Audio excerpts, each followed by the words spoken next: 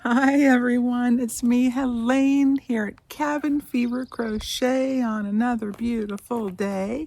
I hope you are doing well and enjoying your afternoon or evening. Well, I just had to come on and show you my very first amigurumi ever.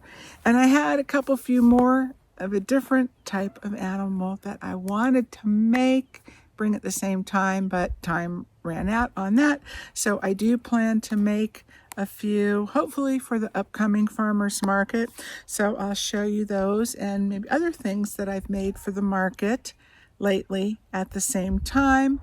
And if you like my hat and would like to make one for yourself, I just happen to have a tutorial and a written pattern for it. Hey, how about that?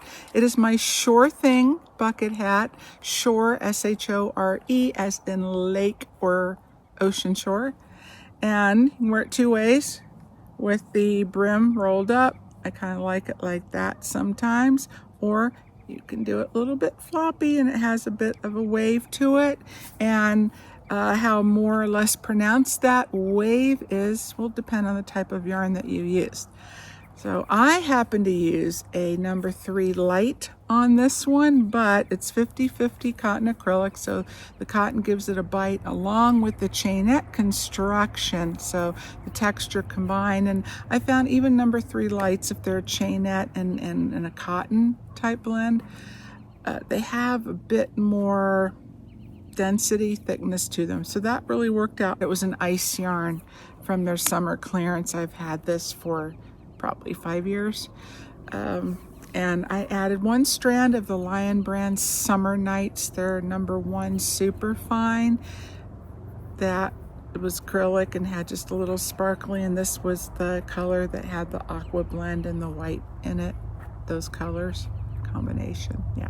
So anyway, as always, a link for the tutorial and the written pattern on this is below in the drop down description section. So yeah, I just think she came out adorable. This is Jennifer of Cinnamon Stitches, her pattern called SARA, S-A-R-A, SARA the Snake. So I'll leave the link in the drop down description section below. So if you want to check that out for yourself and make one, you can. It's a really easy, very beginner friendly. I had no previous amigurumi experience, but I have been a crocheter for a long time. And I did change up the pattern ever so slightly, but I just made a little adjustment for the head shape and size, also because I did not use the same yarn as Cinnamon Stitches did. She used, oh, I cannot even think of it now. Minikins, that's it, Minikins. Premier Minikins. I think it's just a little thicker, but I did find one that was close, so the gauge wasn't too far off. And of course, that depends on the size hook and your own personal crocheting tension. This is Adorable. Isn't that cute? Get it? Like adorable from Hobby Lobby. And it was so smooth and easy to work with. And now I can't go down tight anymore, too tight with crocheting. So I used an 5.5 millimeter, and I'll scroll across the screen what it called for. I don't know, for some reason my ball bands wind up disappearing.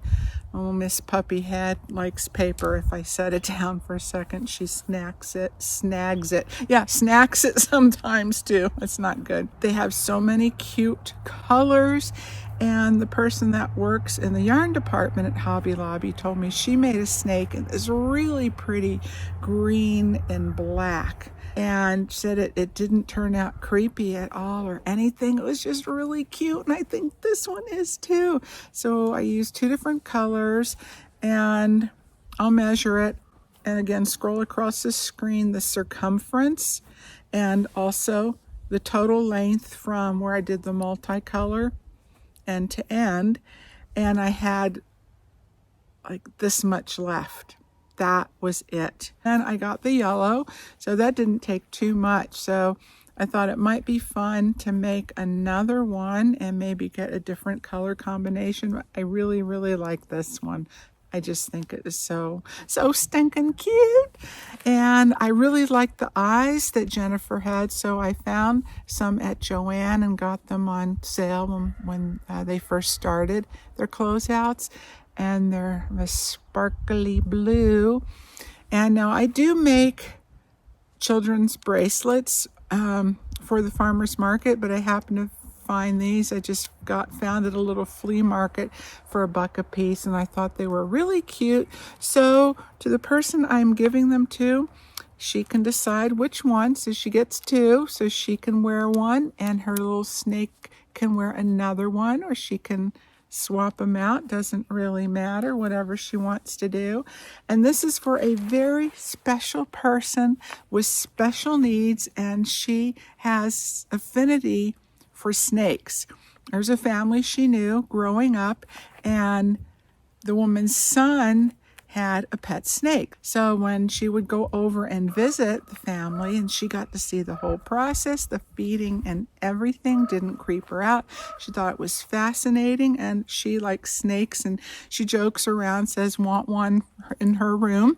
So now she'll have one. And because this very special person also loves everything tropical, Hawaii. I mean, if she had her way, she would live in a 2-piece bikini and flip-flops year-round. But she loves everything tropical, so I made a little tropical snake. And I did change the decrease just a little bit on the tail too, because I wanted just a little bit more tapered going down to the end. And I went through my little stash of pre-made flowers as I was cleaning out and dismantling and going through my yarn space again, and I came across this one. Isn't that so cute? And this little heart button that I made her clothes when she was little. So this goes back to the mid-80s, JHB International. They still make buttons. This is when they were made in Denver, Colorado. At least this one, the little plastic heart. And I had one left in a little cabinet that I also cleaned out, trying to make room for more yarn. And I went through some of this old and kind of musty smelling sewing stuff, and these were in there, and I thought they'll be fine, perfect, washable. So I thought, what do you think? It's my thinking. I could put it, maybe about just like somewhere along, not quite here, but just a little below on the tail. And then put the little heart button in the center, so it'll be from my heart to hers. Aw, do I hear a collective aw out there? So that just kind of finishes her off from head to tail. Or maybe in the center. Really, I would love your input if you'd let me know in the comment section. Do you think it looks better in the center? Let me try this again. A little bit higher up. Maybe there. I'm just trying to like a third of the way. I think 3s are kind of good. Or a little bit farther down to the base, down the end. That's kind of cute too, huh? Oops. Hope you caught that. Oh, here. I give you a look-see one more time. I love this weather. It's so nice out. I took a nap on a deck, our deck. A couple days ago. It was so nice. This time of year, it's warming up and no bugs are out yet, so it was delightful. But anyway, okay, here we go. What do you think? Towards the end? Maybe a little higher up there. Help me, please. She's soft. I didn't overstuff her, but I did spend some time, getting the stuffing nice and even. So, back to the gauge, I want to tell you, okay, because I cannot crochet tight anymore.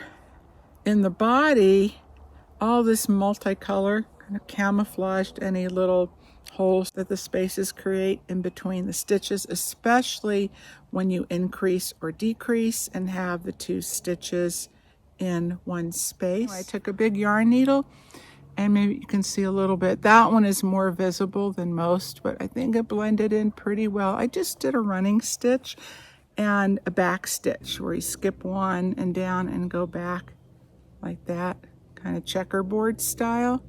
Okay, so I went around and around and around, and that filled in the gaps really nicely. And then I did a little bit of that on the tail too.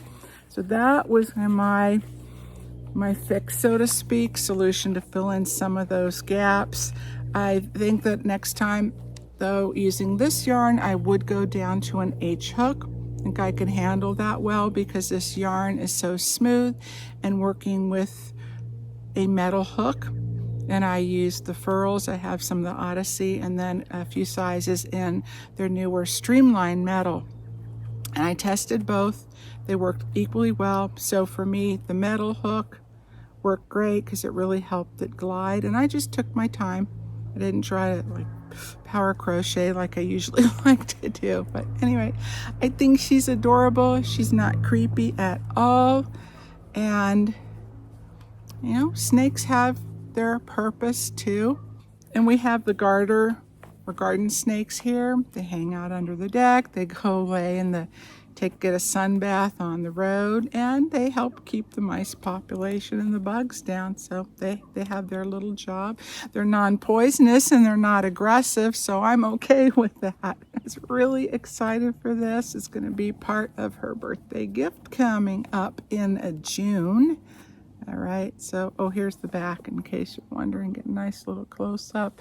I'll take the bracelets off for a sec so you can see the transition of her neck. There we go in the shape of it. So she's very soft and squishy. All right, well, that is it for today. Just wanted to show her to you. And next time I'll have some more makes and other things. So I hope to see you again then. All right, take good care, everyone.